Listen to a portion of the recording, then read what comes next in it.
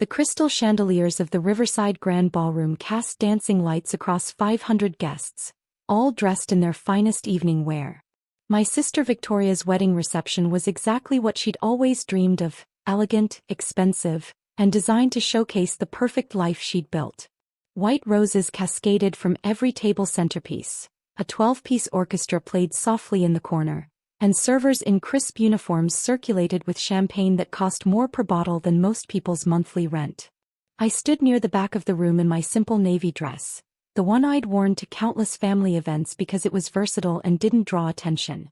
That was my strategy with family gatherings lately: blend in, stay quiet, leave early. It had been working reasonably well for the past 3 years. Paya. My mother's voice cut through the gentle music like a knife. She was bearing down on me with Aunt Patricia in tow, both of them wearing expressions I knew too well. The expression that said they were about to enjoy themselves at my expense. Patricia was just asking what you've been up to. I told her you're still working in that warehouse. My aunt's perfectly penciled eyebrows rose with theatrical surprise. Oh my. So, honey, how long has it been now? 5 years. 6, my mother corrected, her tone dripping with disappointment. 6 years in the same entry-level position. We keep hoping she'll finally do something with her life, but... She trailed off with a delicate shrug that somehow conveyed volumes of disapproval. I'm doing fine, Mom, I said quietly, keeping my voice even.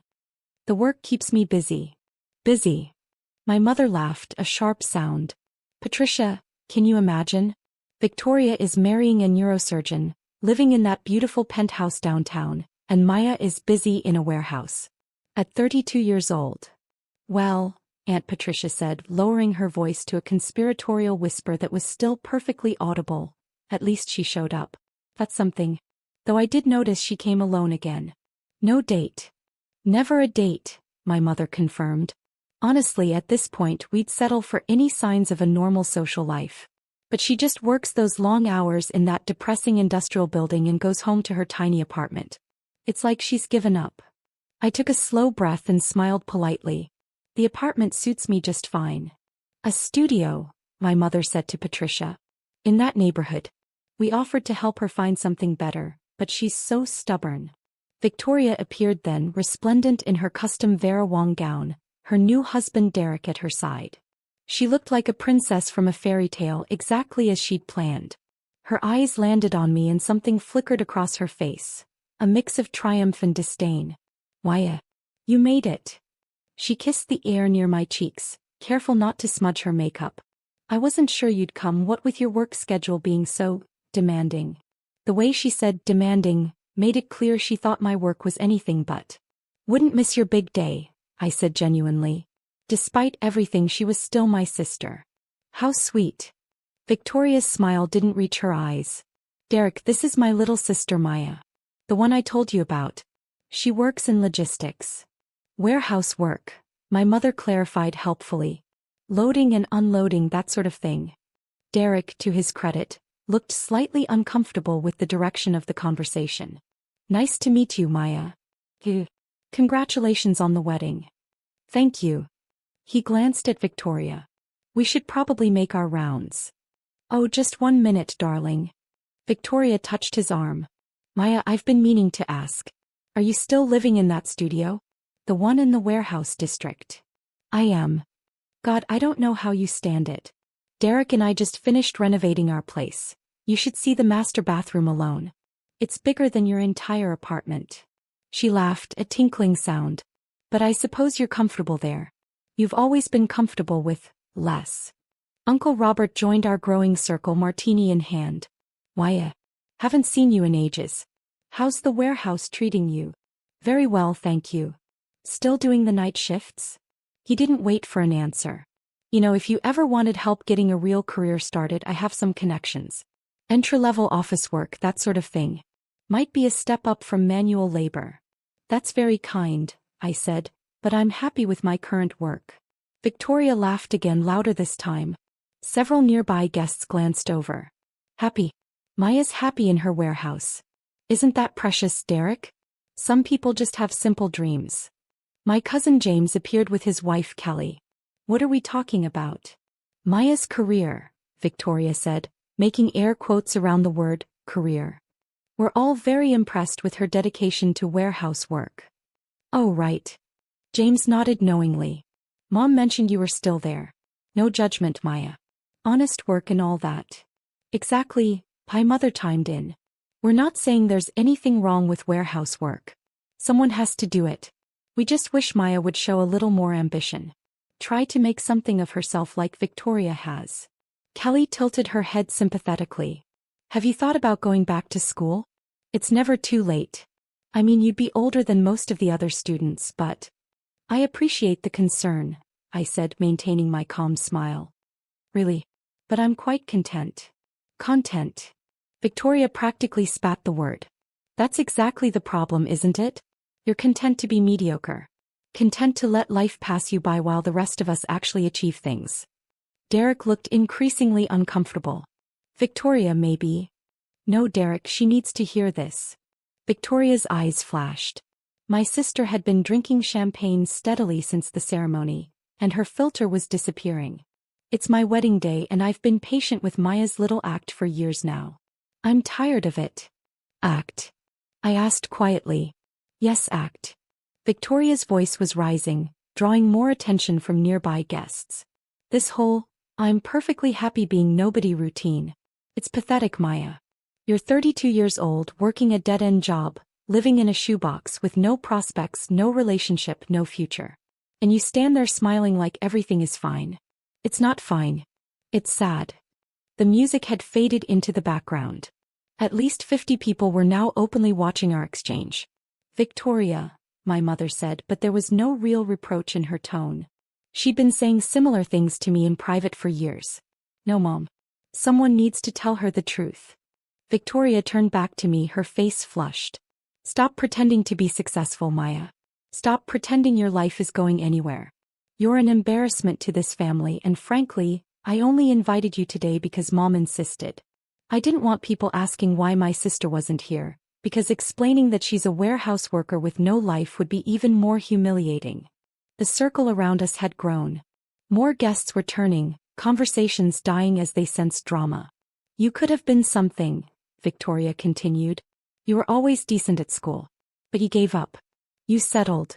And now look at you, wearing the same dress you wore to Uncle Robert's retirement party 2 years ago, arriving alone, contributing nothing to this family except disappointment. Victoria, that's enough, Derek said firmly, finally finding his voice. It's not enough. My sister was on a roll now, years of superiority and contempt pouring out. I've worked hard for everything I have. I went to medical school. I built a career. I married well. I made something of myself. And Maya? Maya moves boxes in a warehouse. She's a nobody. A complete and utter nobody playing dress-up at my wedding. The ballroom had fallen silent except for Victoria's voice. Even the orchestra had stopped playing. Aunt Patricia touched my arm in what might have been meant as comfort. Honey, maybe you should. Should what? Victoria interrupted. Should leave? Yes, maybe she should. This is a celebration of success, of achievement, of people who've actually made something of their lives. What exactly is Maya celebrating? 6 years of the same job? Living in poverty? Being the family failure? My mother finally stepped in, but her words were measured. Victoria, you're upset. Let's not ruin your special day. I'm not upset, I'm being honest. Someone needs to be honest with her. Victoria pointed at me, her diamond bracelet catching the light. This whole quiet, humble act. It's not fooling anyone, Maya. We all know you're going nowhere. We all know you've achieved nothing. We all know you're still in that warehouse job because you're not capable of anything better. Still in that warehouse job? My mother echoed, turning to me with that familiar look of disappointment. Please tell me you've at least gotten a promotion or something after all this time. I opened my mouth to respond, but Victoria wasn't finished. She probably hasn't even gotten a raise. My sister laughed bitterly. God, Maya, how do you live with yourself? How do you show up to events like this, surrounded by successful people, and not die of shame? James jumped in, perhaps trying to lighten the mood. Come on, Victoria, it's your wedding day. Let's not what? Acknowledge reality. Victoria's voice carried across the entire ballroom now. Every single one of the 500 guests was watching. I'm tired of tiptoeing around Maya's feelings. I'm tired of pretending her life choices are acceptable. They're not. She's wasted her potential, wasted her youth, and for what? To move boxes? To live in squalor. Kelly whispered something to James, but Victoria heard it. What was that, Kelly? I just said, maybe Maya has her reasons for her choices. Reasons? Victoria's laugh was harsh. The only reason is lack of ambition. Lack of drive. Lack of everything that makes a person successful. Look at her, she can't even defend herself.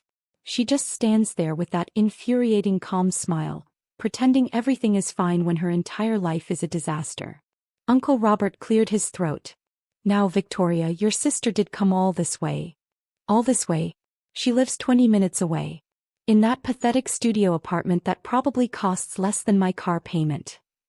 Victoria's face was red now, her carefully applied makeup beginning to run slightly from the heat of her anger. And you know what the worst part is? She acts like she's above us. Like her simple little life is somehow noble. Like working in a warehouse makes her better than those of us who actually succeeded. I've never said that. I spoke quietly, the first full sentence I'd managed in several minutes. You don't have to say it. Victoria snapped. It's in every polite smile, every deflection, every time you refuse our help or advice. You think you're too good for our suggestions, but look where your pride has gotten you. Nowhere. Absolutely nowhere. My father appeared then, working his way through the crowd. He'd been schmoozing with Derek's family across the room. What's going on here? Just having an honest conversation with Maya, Victoria said, her voice dripping with false sweetness. About her career. Or lack thereof. Dad sighed. Victoria, it's your wedding. I know it's my wedding, Dad. That's exactly why I don't want to pretend anymore. This is my day, and I don't want it tainted by having to explain to Derek's family why my sister is a warehouse worker who can't even afford a decent dress. Do you know how many people have asked me about her? Do you know how embarrassing it is to say, oh, that's my sister, she moves boxes for a living? Derek grabbed Victoria's arm. That's enough. You're being cruel. I'm being honest. Victoria wrenched her arm away. And if everyone else is too polite to say it, then I will. Maya is a failure. She's failed at life, failed at career, failed at everything that matters. And I'm sick of pretending otherwise. The ballroom was utterly silent. 500 people watching one woman publicly destroy her sister on what was supposed to be the happiest day of her life. I stood there maintaining my composure, that calm smile still on my face. Inside I felt the familiar ache of family rejection, but I'd learned long ago not to show it. Not to react. Not to engage. Nothing to say? Victoria taunted. No defense. No explanation for why you've wasted your entire adult life. I'm happy for you, Victoria, I said softly. Your wedding is beautiful. I hope you and Derek have a wonderful life together. Happy for me? Victoria's voice rose to nearly a shriek. You're happy for me? You should be devastated. You should be looking at what I've accomplished and realizing what a failure you are in comparison. But no, you just stand there with that smile, pretending you're satisfied with your pathetic little life. My mother tried again. Victoria, honey, maybe we should. Should what? Should keep enabling Maya's delusions? Should keep pretending her life isn't a complete disaster? No, Mom. No more. She needs to wake up and realize she's going nowhere, she's achieved nothing, and she's embarrassing all of us. It was at that exact moment, with Victoria's face red, her voice echoing off the ballroom walls, 500 guests watching in frozen silence, that I noticed something. People's phones were lighting up. First just a few, then more, then dozens of glowing screens across the ballroom as notifications began to arrive simultaneously. Uncle Robert glanced at his phone, frowned, then looked at me with sudden confusion. James pulled out his phone, read something, and his face went white. Kelly gasped audibly, her hand flying to her mouth. All around the ballroom, guests were checking their phones, their faces transforming from curiosity to shock to absolute disbelief. What? Victoria demanded, noticing the sudden shift in attention. What's everyone looking at? Aunt Patricia's phone buzzed. She glanced at it, read for a moment, then her eyes went wide. She looked at me, then at the phone, then back at me. Oh my God, she whispered. What? Victoria's voice was sharp with irritation. What is it? James turned his phone around, his hand shaking slightly. On the screen was a magazine cover. Forbes magazine. The header read, 40 under 40, the next generation of business titans. And there, front and center in a professional photo I'd sat for 3 months ago, was me. The cover text read, Maya Richardson, at 32 the youngest tech billionaire in history. How a quiet genius revolutionized global logistics. Victoria stared at the phone. What is this? It's Maya, James said quietly. It's your sister. More phones came out. People were frantically searching, reading, their faces showing progressive stages of shock. That can't be right, my mother said weakly. That's not. Maya works in a warehouse. Uncle Robert was scrolling through his phone now, his face pale. She owns the warehouse, he said, his voice barely audible. She owns the company. She owns. Jesus Christ, according to this, she owns the entire supply chain. Multiple companies. Across 6 continents. Victoria grabbed Derek's phone, her hands shaking. On the screen was the Forbes article, complete with photos, charts, and a detailed breakdown of my company's explosive growth and my personal net worth. This is a mistake, Victoria said, but her voice had lost its conviction. This has to be a mistake. It's not a mistake, said a voice from behind us. Everyone turned. A distinguished man in his 60s was approaching, flanked by 2 younger men in impeccable suits. I recognized him immediately. Malcolm Foster, editor-in-chief of Forbes. Mr. Foster, I said, surprised. I didn't expect you here. Your assistant mentioned you'd be attending your sister's wedding, he said with a warm smile. I wanted to personally deliver the first physical copy. He held out a magazine. It hits newsstands tomorrow, but the digital edition just went live. Causing quite a stir already, I see. He handed me the magazine. There I was on the cover, professional and confident in a way I never was at family gatherings. The version of myself I was at work, not the quiet daughter and sister who smiled politely through insults. Victoria was staring, her mouth opening and closing without sound. Maya Richardson, Malcolm continued, addressing the room as much as me, founder and CEO of Global Flow Technologies. 6 years ago you started writing logistics algorithms in that warehouse you worked at. The warehouse you now own along with 17 others worldwide. Your software revolutionized supply chain management globally. Current company valuation is $8.7 billion. Personal net worth estimated at $4.2 billion, making you the youngest self-made billionaire in the technology sector.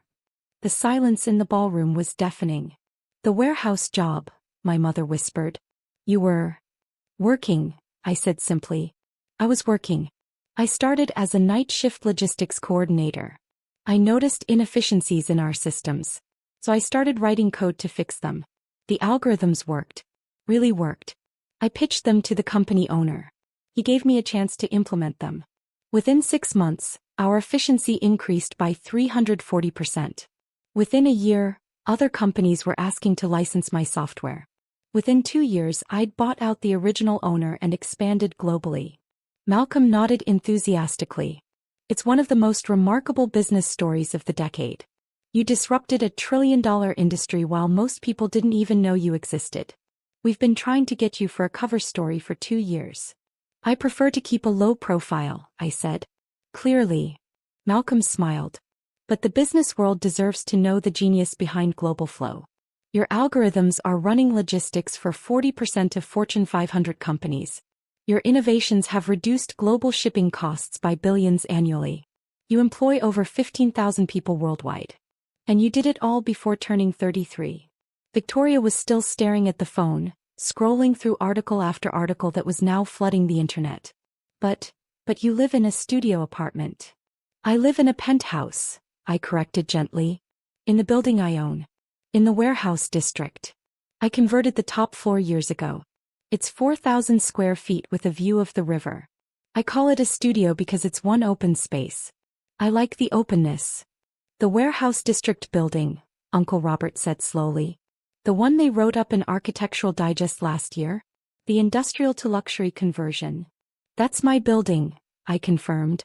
James was scrolling frantically through his phone. There's a whole profile here in Tech Quarterly. It says you're notoriously private. You don't do interviews, don't attend industry events, keep your personal life completely separate from your public business persona. I like my privacy, I said simply. My mother's face had gone through several color changes. All this time, all these years we thought. You thought I was a failure, I finished for her. I know. You've mentioned it. Frequently. Aunt Patricia was reading from her phone now. It says here that you've donated over $200 million to education initiatives. You've funded scholarships for over 10,000 students from low-income backgrounds. You've built schools in 12 countries. Education matters, I said. Kelly had found another article. Business Insider says you're one of the most influential tech leaders under 40. They're calling you the quiet revolutionary, because you changed an entire industry without seeking any publicity. Victoria's face had gone from red to white. Why didn't you tell us? I looked at my sister, really looked at her. Would you have believed me? Every time we talked, you were so convinced I was nobody, going nowhere, achieving nothing. When would have been the right time to bring it up? At Thanksgiving when you were explaining to everyone how I'd wasted my potential? At Dad's birthday when you told me I should be more ambitious? Today when you called me an embarrassment. Derek had stepped away from Victoria slightly, his face showing his mortification. Several of his family members were in the crowd, all of them now staring at Victoria with various expressions of shock and second-hand embarrassment. Malcolm was still standing there, clearly enjoying the drama despite himself. I should mention, he said, that we're not the only ones covering this story. The digital edition is already trending #1 globally. Every major business publication is rushing to put together their own profiles. Maya, your anonymity just ended quite spectacularly. One of the young men with Malcolm stepped forward. Ms. Richardson, I'm Jason Chin from TechCrunch. We met briefly at the Supply Chain Innovation Conference last year. Would you be willing to comment on? Not today, I said politely but firmly. This is my sister's wedding. I'm here as a guest, not as a CEO. Victoria laughed, a strange, broken sound. My wedding. Right. My big perfect wedding that I've been planning for 2 years. My moment to shine and show everyone how successful I am. And you're a billionaire. A Forbes cover billionaire. Your wedding is still beautiful, I said, and I meant it. You married someone you love. That matters more than anything in my bank account. Don't, Victoria said sharply. Don't be gracious about this. Don't stand there and pretend this doesn't change everything. It doesn't change anything, I said. I'm the same person I was 10 minutes ago. The same person I've been for the past 6 years. The only thing that's changed is what you know about me. My mother had sat down abruptly in the nearest chair. All those times we tried to help you find a real job. I had a real job. I was building a company. We offered you money, my father said, his voice stunned. We offered to help with your rent. I didn't need help. But thank you for offering. James was still scrolling, reading article after article. It says here that you personally own 87% of Global Flow. That you've never taken outside investment because you wanted to maintain complete control of the company direction. That's correct.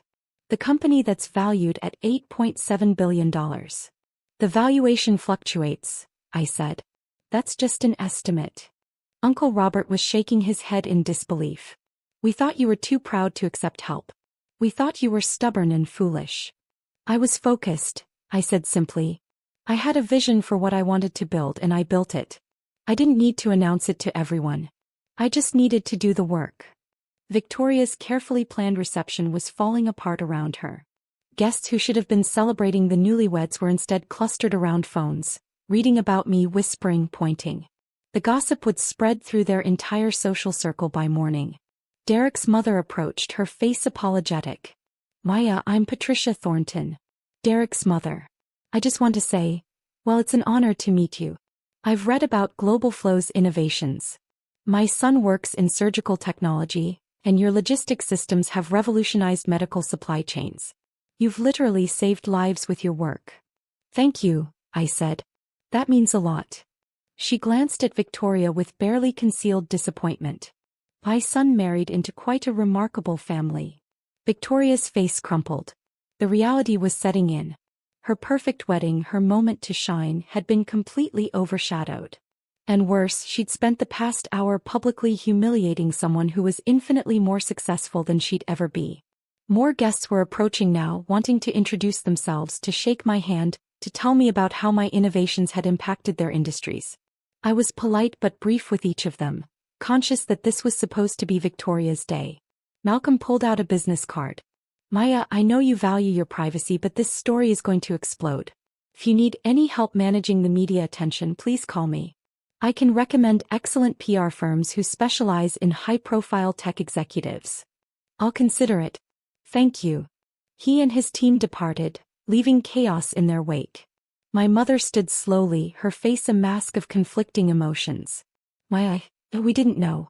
All those things we said. You said what you believed to be true, I said. Based on what you could see. I understand. But we should have known, she insisted. We should have asked more questions, paid more attention. Would it have mattered? I asked gently. If I'd told you 3 years ago that I was building a tech company, would you have believed me?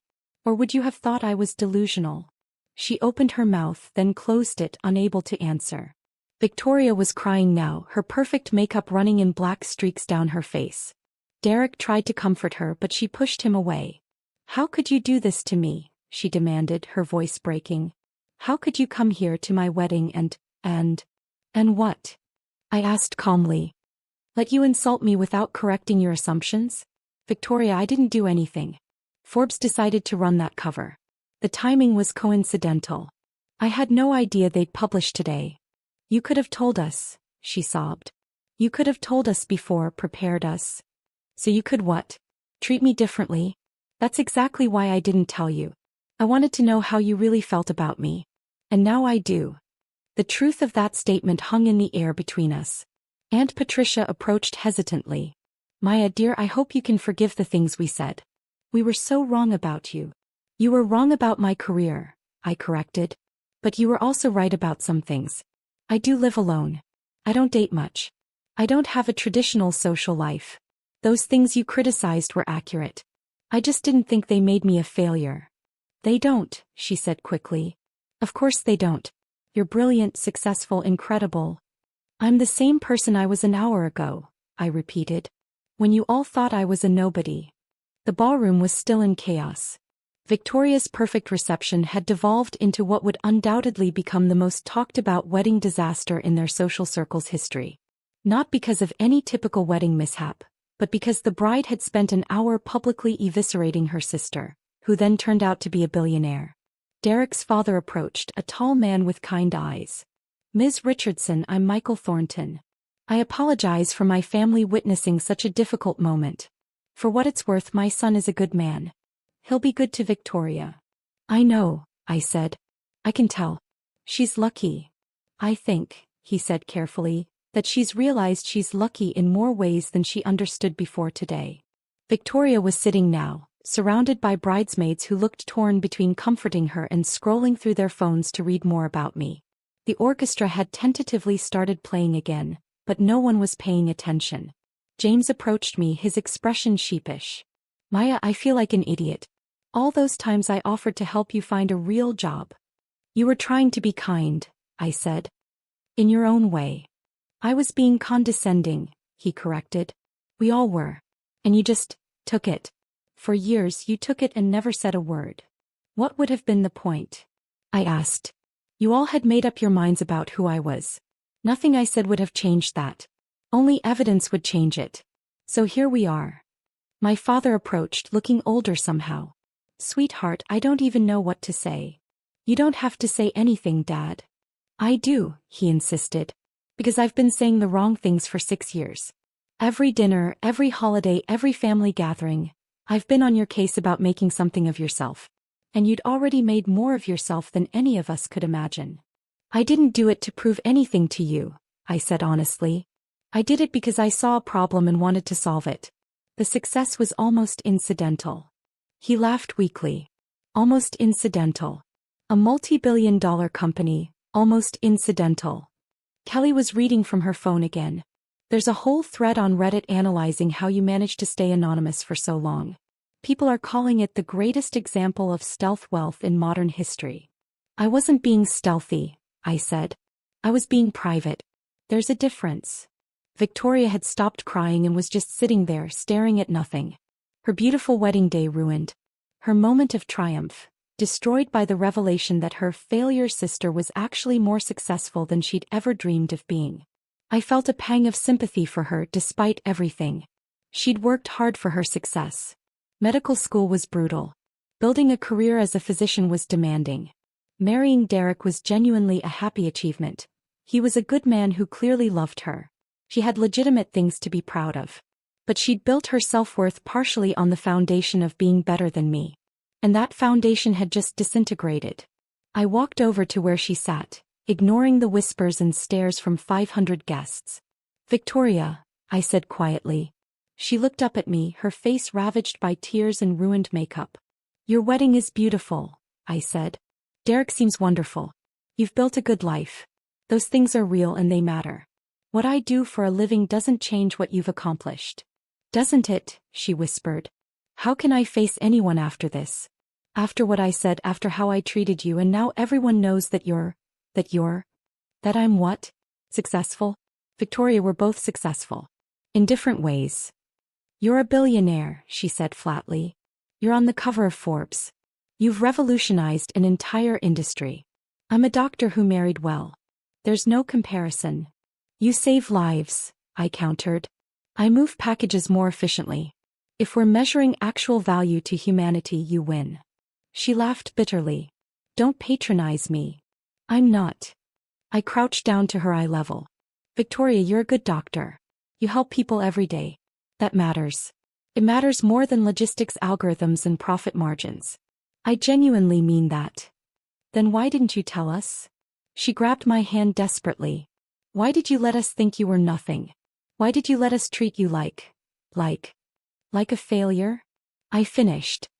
"Because I wanted to see who you all really were. Who you were when you thought I had nothing to offer you. And now I know." She flinched as if I'd slapped her. I stood up. "Enjoy the rest of your reception, Victoria. I'm going to leave now. I think my presence is causing too much disruption." "Maya, wait." My mother stood, reaching for me. "I'll call you later, Mom," I said. "We can talk when emotions aren't running so high." I walked toward the exit and the crowd parted for me like the Red Sea. 500 people watching the warehouse worker, the billionaire, leave her sister's wedding. As I reached the door, Derek caught up to me. "Maya, please. Don't leave like this. Victoria is devastated." "She didn't mean." "She meant every word," I said gently. "And that's okay. That's who she is. Who you all are. I'm not angry about it. I'm just done pretending we're closer than we actually are. She's your sister. I know. And she thinks I'm an embarrassment to the family." You heard her say it. Multiple times. To hundreds of witnesses. He had no response to that. "Derek, you seem like a good man. Take care of her. Help her understand that her worth isn't dependent on comparing herself to others. She'll be happier that way." I left before he could respond. Outside, my driver was waiting with my car.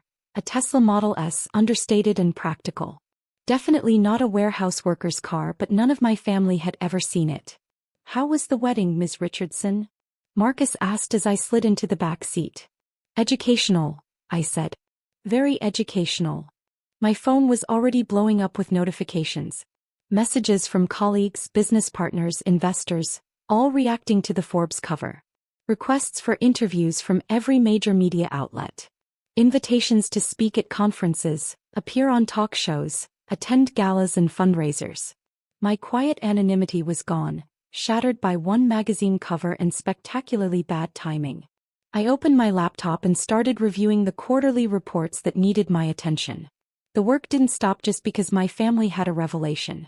Global Flow had operations across 6 continents, thousands of employees depending on my leadership, and innovations in development that would reshape the industry even further. That was real. That mattered. That was what I'd built while my family thought I was moving boxes. My phone rang. An unknown number. I answered. "Ms. Richardson? This is Catherine Walsh from Good Morning America. We'd love to have you on the show tomorrow to discuss the Forbes cover and your incredible success story. We're prepared to offer." "I'm not interested, thank you," I said politely and hung up. The phone rang again immediately. Another media outlet. I sent it to voicemail. Then a text from my assistant, Sarah. "The Forbes article has been shared 2.3 million times in the past hour. Your private social media accounts have been identified. Multiple news crews are outside your building. Security is handling it but wanted you to know. I sighed. This was going to be complicated. Another text, this one from Victoria. I'm sorry. I'm so sorry. Please call me. Please. I stared at the message for a long moment, then put my phone face down on the seat beside me. Marcus glanced at me in the rearview mirror. Rough day, boss. You could say that. For what it's worth, he said, they're idiots for not seeing what was right in front of them all along. I smiled despite everything. Thanks, Marcus. Home. Yes. Home. As we drove through the city toward the warehouse district, toward my building, my penthouse, my quiet life that was about to become significantly less quiet, I thought about the past 6 years. The long nights coding in that warehouse. The meetings with venture capitalists who underestimated me. The slow, steady building of something real and lasting and valuable. I'd done it all while my family thought I was going nowhere. While they pitied me, criticized me, offered me unwanted help and unsolicited advice. And now they knew. Now everyone knew. Whether that was a good thing or a terrible thing remained to be seen. But one thing was certain. Nothing would ever be the same again. My phone buzzed again. Another text from Victoria. Please. Maya. I need to talk to you. I need to explain. I picked up the phone and typed a response. There's nothing to explain. You told me exactly what you think of me. I believe you. Take care of yourself, Victoria. Congratulations on your marriage. I hit send and turned off my phone. Tomorrow I'd deal with the media storm. Tomorrow I'd figure out how to maintain any semblance of privacy. Tomorrow I'd decide what to do about my family and their sudden change of heart. But tonight I was just going to go home, pour myself a glass of wine, and stand on my balcony overlooking the warehouse district I'd transformed from an industrial wasteland into one of the city's most innovative business hubs. Tonight I was going to appreciate the quiet before the storm. Because the quiet, the ability to work without scrutiny, to build without attention, to live without judgment, that was what I was really going to miss. The Forbes cover had given me recognition, validation, public acknowledgement of what I'd built. But it had cost me something too. It had cost me my anonymity, my privacy, my ability to attend family weddings without causing a scene. And I wasn't sure the trade was worth it. But that's the thing about success. Real success, the kind that changes industries and impacts millions of lives. Eventually it refuses to stay hidden. Eventually it demands to be acknowledged. Even if you'd prefer it to stay quiet. Even if you'd rather just keep moving boxes.